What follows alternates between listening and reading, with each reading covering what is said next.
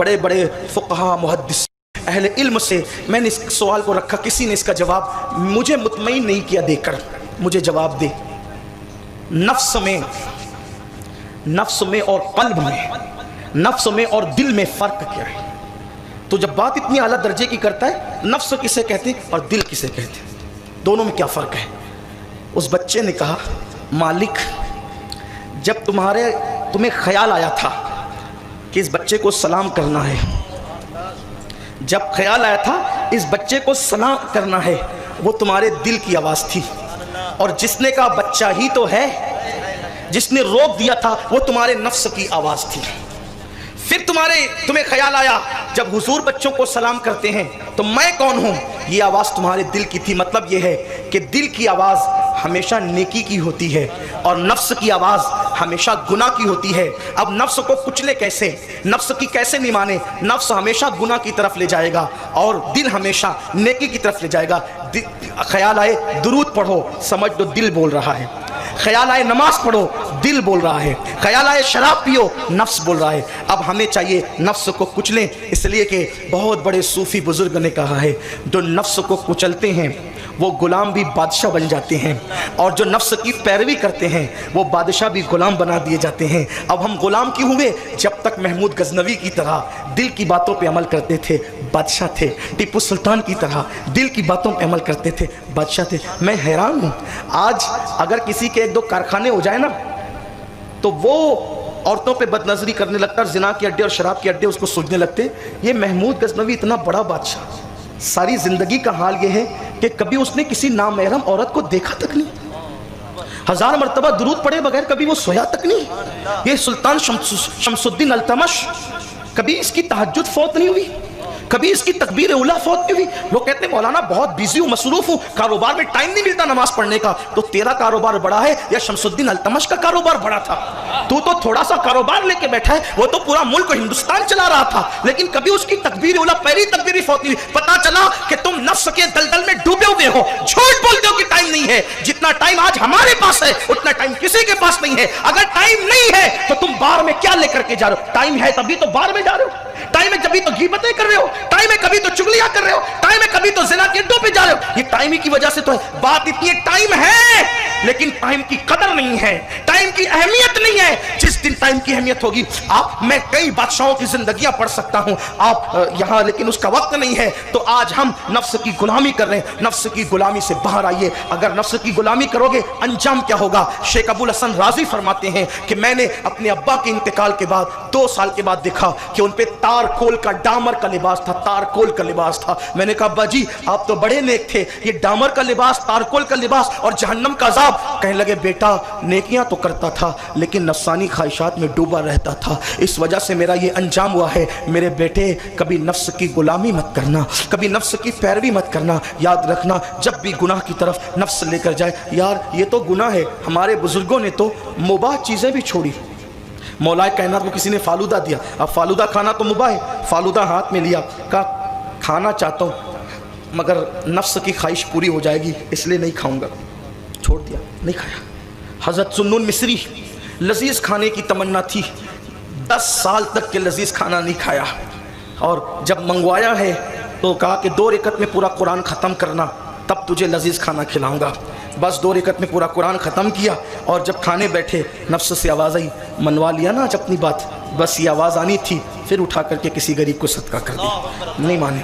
تو اللہ تبارک و تعالیٰ نے دنیا میں ہمیں اس لیے نہیں بھیجا کہ اپنی ہر خواہش پوری ہو، اپنی خواہش پوری ہونے کی جگہ جنت ہے، یہاں خواہش کو دباؤ، روکو، گناہوں سے باز آؤ۔ میں آپ سے گزارش کرتا ہوں آئیے حضور کی سیرت پاک پڑھیے، صحابہ کرام کی زندگیاں پڑھیے، صوفیاء کرام کی زندگیاں پڑھیے، اور نفسانی خواہشات کے دلدل سے باہر آئیے، پھر دیکھو دل چمکے گا، آنکھیں چمکے گی، دعائیں قبول ہوگی، چہرے چمکیں گے۔ حضور غوث پاک کہتے ہیں میں تو کھاتا ہی نہیں جب تک کہ قسمیں دے کر خود میرا اللہ نہیں کھلاتا، اور میرے امام کہتے ہیں قسمیں دے دے کے کھلاتا ہے پلاتا ہے تجھے پیارا اللہ تیرا، چاہنے والا تیرا۔ بس گزارش ہی کرتا ہوں نوجوان کسی قوم کا سرمایہ ہوتا ہے، آپ بہت اہم ہو، میری قوم کے جوانوں آپ بہت اہم ہو، آپ چاہو تو زمانے میں انقلاب آ سکتا ہے۔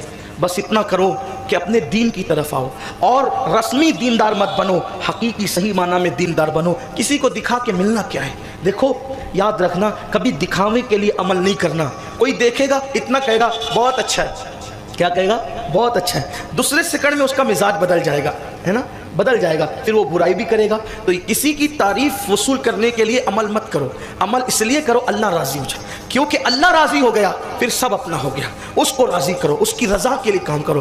قرآن کہتا ہے واللہ ورسولہ احق ان یرضوا, کہ اللہ اور اس کا رسول اس بات کے زیادہ حقدار ہیں کہ انہیں راضی کیا جائے. نمازیں پڑھو اللہ کی رضا کے لیے, سارے کام کرو اللہ کی رضا کے لیے, وہ راضی ہو گیا. اور بات بہت خاص ہے, وہ کسی چھوٹے عمل پہ بھی راضی ہو جاتا ہے. دیکھو لوگوں کی خوشی مت دیکھو, لوگ تو قتل ہونے کے بعد بھی خوش نہیں ہوتے. لوگ اگر آپ ان کے لیے جان دے دو تو بھی خوش نہیں ہوتے, لیکن مولا کی شان یہ ہے کہ وہ رستے سے تکلیف دینے والی چیز ہٹانے پر بھی راضی ہو جاتا ہے. وہ کتے کو پانی پلانے پہ بھی راضی ہو جاتا ہے. اس لیے سب کوئی فکر مت کرو, رب کی فکر کرو کہ وہ راضی ہو, اس کا محبوب راضی ہو. اس لیے کہ جو خدا کو راضی کر گئے 900 سال بیت گئے قبر میں دفن ہونے کے لیے, آج بھی اس غریب نواز کا تذکرہ زندہ ہے. 1300 سے زائد سال ہو گئے, سرکار امام حسین کا نام زندہ ہے, سرکار غوث العظم دستگیر کا نام زندہ ہے, داتا علی ہجوری کا نام زندہ ہے. ارے جنہوں نے جنگلوں میں بیٹھ کر خدا کو راضی کیا, اپنے جنازے کی نماز خود پڑھا کر دنیا کو بتایا کہ جو لوگوں کے لیے جیتے ہیں لاش سے بدبو آتی ہے, جو خدا کو راضی کرتے ہیں خود کی جنازہ خود پڑھاتے ہوئے نظر آتے ہیں. اس لیے اللہ کو راضی کرو. اگر اللہ کو راضی کرو گے, آپ اگر گٹر کے بازو میں بھی بالفرض دفن کیے گئے, گٹر کے بازو میں بھی, اور یار راضی ہے تو بھی وہ جنت نشان بنے گی قبر. اور اگر یار راضی نہیں ہے, تاج محل میں بھی دفن کیے گئے تو بھی وہ جہنم کے گڑھوں میں سے گڑھا بنے. لوگوں کی فکر کیوں کر؟ سیدنا صدیق اکبر نے وصیت نہ کی تھی کہ مجھے نئے کپڑوں میں دفن مت کرنا, جو کپڑے میں نے پہنے اسی میں دفن کر دینا مجھے, کیونکہ نئے کپڑوں کی ضرورت مردوں سے زیادہ زندوں کو ہے. اگر یار راضی ہے تو جو تم نے کفن دیا اس سے بہتر وہ عطا کر دے گا, اور اگر وہ ناراض ہے تو کتنا بھی قیمتی دیا وہ بھی چھین لیا جائے گا.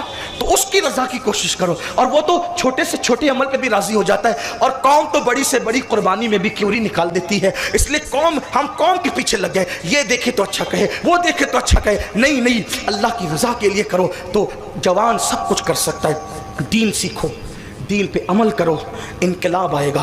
دنیا جو ہمیں دبانا چاہتی ہے, اگر ابھرو گے تو ایک ہی چیز سے ابھر سکتے ہو, دین کو دل میں بسا لو, صاحب قرآن سے رشتہ مضبوط کر لو, مصطفیٰ جان رحمت سے تعلقات مضبوط کر لو. یار ان کے قدموں کے نیچے جو سواریاں آ جاتی ہیں نا, خصائص الکبریٰ میں لکھا ہوا ہے کہ حضور جس سواری پر ایک بار بیٹھ جائے صرف, کبھی اس سواری کو بوڑھا نہیں کرتا خدا, وہ سواری بھی ہمیشہ جوان رہتی ہے. جس جانور پہ حضور بیٹھ گئے وہ جانور کبھی بوڑھا نہیں ہوا. آپ اندازہ کریں کہ حضور کسی جانور کو شرف بخشیں, خدا اس کو ہمیشہ جوان رکھے. تو مسلمانوں اپنے دل کا رشتہ حضور سے جوڑو, تمہاری طاقت ہوگی, تمہاری سطوت ہوگی, تمہاری ہیبت ہوگی. اچھا حضور فرماتے صلی اللہ علیہ وسلم کہ اللہ نے 1 مہینے کی مسافت سے میرے دشمنوں پر ہیبت طاری کر دی ہے.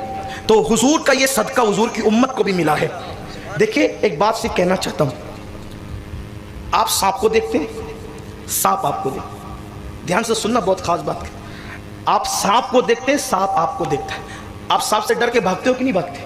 لیکن حقیقت یہ ہے کہ جیسے آپ سانپ سے ڈرتے ہو, سانپ بھی آپ سے ڈرتا ہے. یہ خاص بات ہے.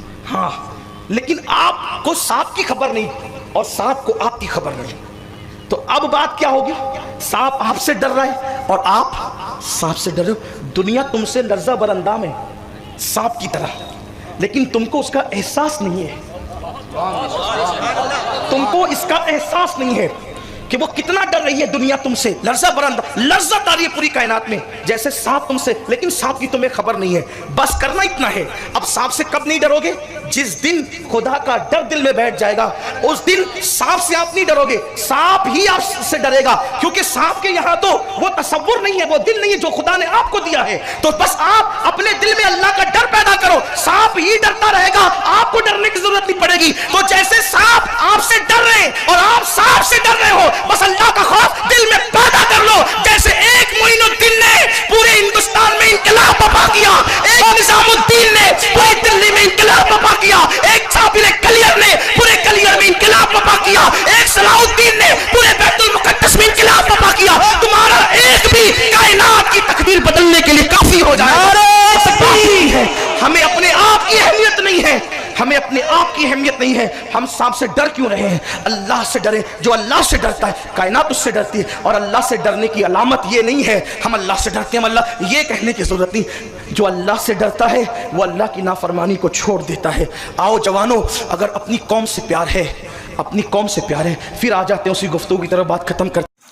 सुन्नी इस्लामी मिशन को सब्सक्राइब करें और साथ ही बेल आइकन पर क्लिक करें ताकि सबसे पहले हमारी वीडियोस आप तक पहुंचे। लाइक करें और शेयर करें।